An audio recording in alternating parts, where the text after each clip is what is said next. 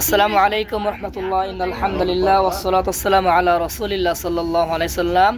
আমি নাসিরউদ্দিন পবিত্র মদিনা মনোবরা থেকে বলছি। আলহামদুলিল্লাহ, ঢাকা হজ কাফেলার প্রথম কাফেলার গাইডলাইন হিসেবে কাজ করছি মক্কা প্লাস মদিনাতে। প্রথম কাফেলা ছিল আমাদের 20 জন, ঢাকা হজ কাফেলার সাথে সম্পৃক্ত আরও 12 জন।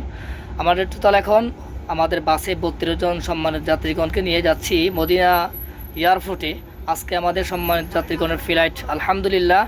জি প্রিয় ভাই, নাসিরউদ্দিনের সার্ভিস সম্পর্কে যদি একটু বলতেন। আলহামদুলিল্লাহ, নাসিরউদ্দিন ভাই ভালো। আলহামদুলিল্লাহ। সম্মানিত যাত্রীগণ, আমার গাইডলাইন সম্পর্কে যদি একটু আপনাদের মনের থেকে একটু সত্য নিউজটা পৌঁছাতেন। প্রিয় ভাই, কেমন হয়েছে? আলহামদুলিল্লাহ, খুশি তো খুশি ভাই?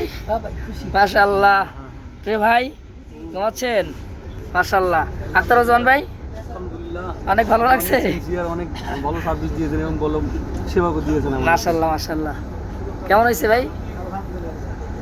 চাচা চেয়ারম্যান সাহেব, জি, আসসালামু আলাইকুম। ওয়ালাইকুম আসসালাম রহমতুল্লাহ। আল্লাহ যেন আপনার এই সৌদিতে একটা বাড়ি করে দেন।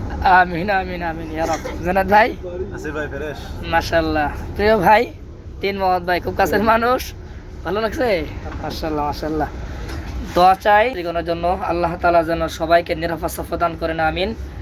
আগামীকাল দুপুর 2টা বাজে ইনশাআল্লাহ তাআলা ঢাকা হজ কাফেলার প্রথম কাফেলা বাংলাদেশে ল্যান্ড করবে ইনশাআল্লাহ তাআলা। সবার জন্য অনেক অনেক দোয়া ভালোবাসা রইল, এবং যারা উমরা করছেন সবার প্রতি অনেক ভালোবাসা। প্রত্যেকেই মাশাআল্লাহ ইবাদত বন্দেগীতে যথেষ্ট পরিমাণ মশগুল ছিলেন, আমি স্বচক্ষে দেখেছি।